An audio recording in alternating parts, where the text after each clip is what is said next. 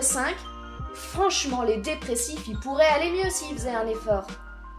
Alors là, on va finir sur une note un peu moins joyeuse, mais c'est une idée reçue qui a la vie dure et dont on ne parvient pas à se débarrasser.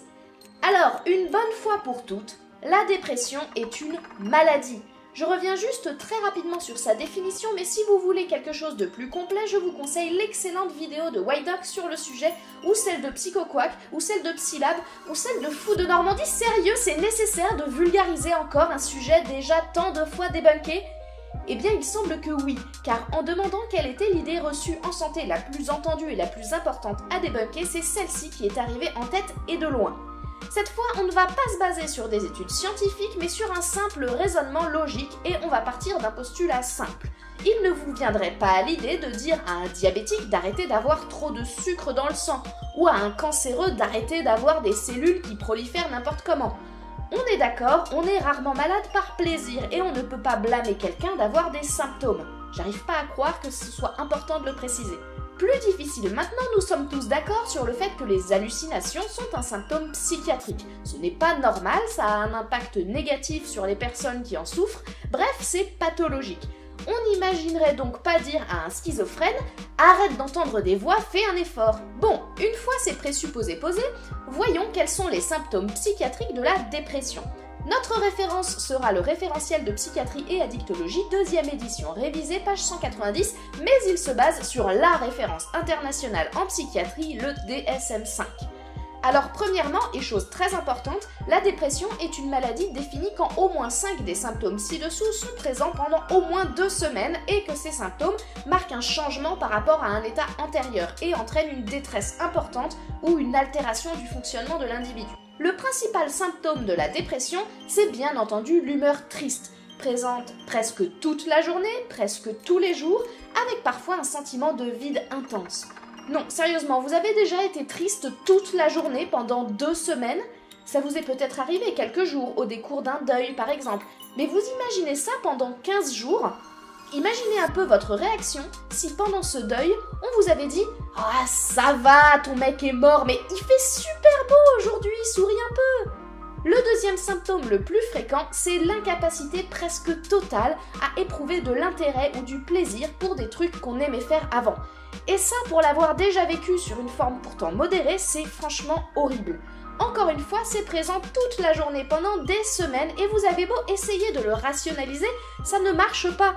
C'est comme enchaîner les games sur votre jeu préféré et être absolument incapable de kiffer une seule seconde.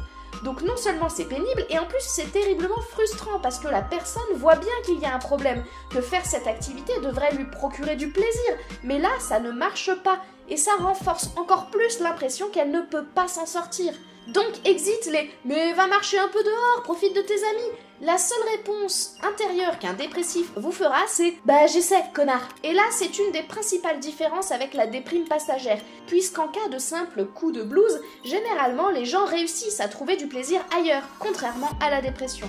Mais ce n'est pas fini, parce qu'on a encore beaucoup de symptômes possibles, à commencer par un sommeil qui se détraque, avec une insomnie ou au contraire une hypersomnie, des gens qui dorment tout le temps.